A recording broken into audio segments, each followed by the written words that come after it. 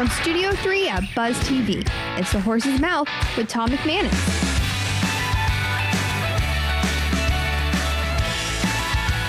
All right, time now for one of my favorite segments here on The Horse's Mouth. It's Campo's Corner with Coach Dave Campo, brought to you by our good friends at YOLO Rum, where we sit at Tommy Mack's and we talk about the Jags, we talk about the NFL, we talk about Jacksonville.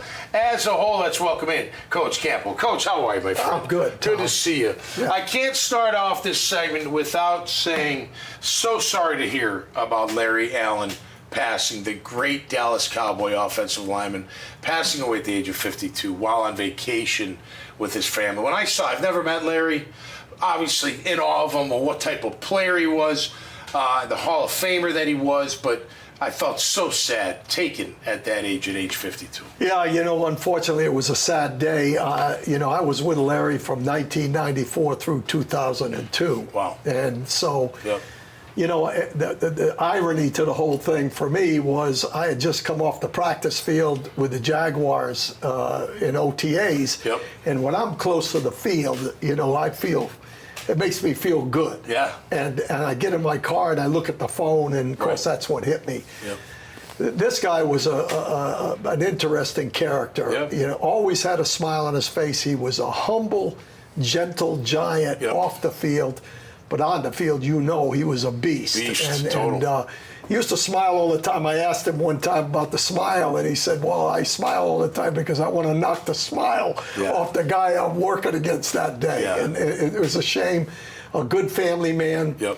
He loved his wife and his kids dearly. Yeah. Janelle is a wonderful lady, and it's just so 52 sad. years old. It's too bad. No really. doubt, no doubt, and left it great. And I'll tell you this, for you young people, listen, nothing more impressive than a guy that plays nasty on the field, but is a perfect gentleman off the field. That's Absolutely. the combination everybody wants. And that's why my cell phone blew up over that. And if you listen to his teammates, when you see what they've written and talked about, you know how everybody loved the guy. He was just a unique individual. Yeah. All right, you mentioned the OTAs. You've been going to the practices. I've chosen not to go. I'm going to wait till they get into camp. When they get into pads, it sounds like it's going to be a little bit more physical camp than we've seen in the past under Doug Peterson. But what has stood out to you at the OTAs, Coach? Well, I think the things that have stood out the most is the speed and the athletic ability that they're starting to show. And I think that they've improved in that area. And my favorite thing that I've seen is the defensive front, and especially the two inside tackle guys, okay? I think they've added with Jefferson and Mason Smith. The one thing you can't see is that physicality that you're talking about in OTAs. Right. But I was fortunate enough at one of the practices to be right next to the defensive line, and they were working on the sled. And you can tell the explosiveness of a guy coming off and hitting the sled. Now, that doesn't tell you whether or not he can, run over here and do this and that, but you can tell the power. And the one thing I thought we were missing, in the D-line, Tom, those guys run all day. Right. You can't go with just four guys. Right. There has to be four other guys behind them. And I think that's the one thing that they've improved on that I can see from watching that sled drill, that they've got some power in it. And I think in the long run, the guy's going to be fresher and more explosive up front. Well, look, you and I both know, we all know, you got to be violent at that point of attack on the defensive line. Absolutely. Right? You can't catch. No. You can't just be a big body and catch and just withstand it. You got to direct. You got to go after it. I think Ryan Nielsen might be, getting off on these guys, man, making sure they know exactly what's expected. Well, we had yesterday. They had a round table with all the assistant coaches. Yeah. And I was able to go, and I didn't ask any questions. I just wanted to say hello. I knew the guys a little bit. And to a man, they talked about how important every single minute is during the practice, during the game, all those things. They're all on the same page.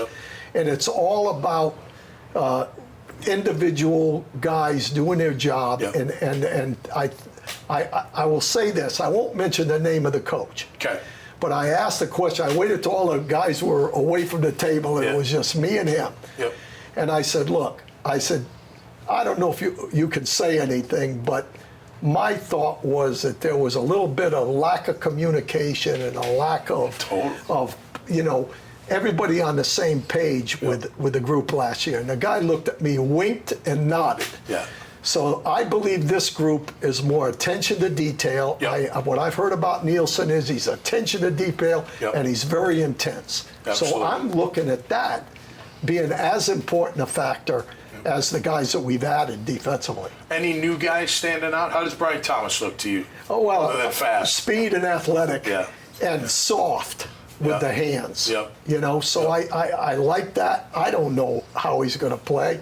The one thing I'm hearing from all the coaches, though, is that he's one of the smartest rookies that they've been around. And so that, those three things together, speed, athleticism, and size, you got to figure the guy's got a chance. It's okay to absorb the ball when you're catching the ball. He's soft.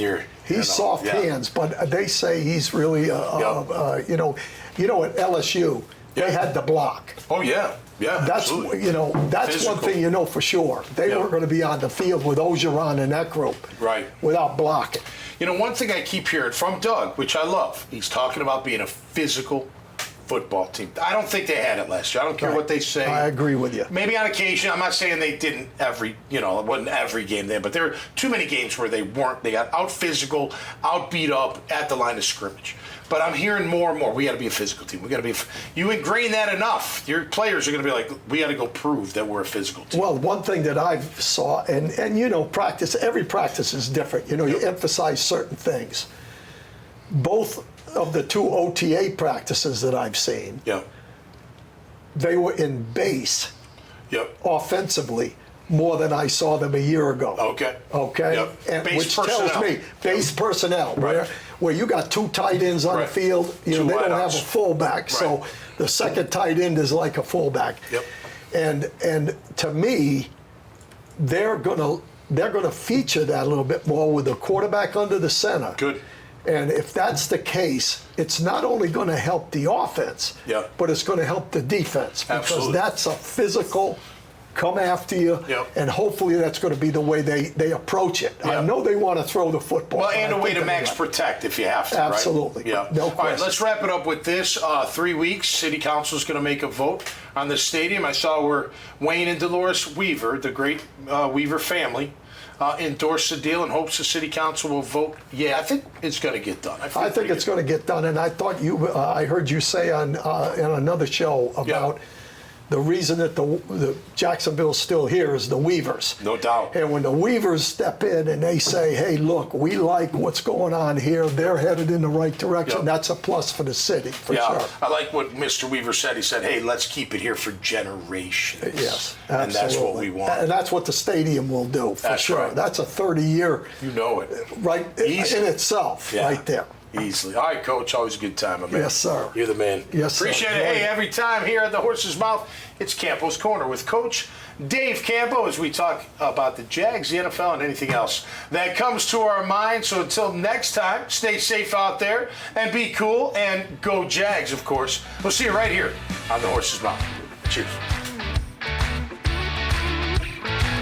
Even though we do have two different liquors, it's still one name. It's Yolo Rum, and at the end of the day, it's how you feel. And Yolo Rum, you only live once, and that's more prevalent. That's becoming more prevalent as far as the attitude and the mindset with how people live their lives. And it's not about how it used to be as far as people doing dumb stuff out here. It's more of their understanding the value of their life. And if we can bring that presence of the meaning behind life and what it means to fulfill whatever you need to fulfill in your life that makes you feel enjoyable about what you're doing, that's what YOLO will bring out as well.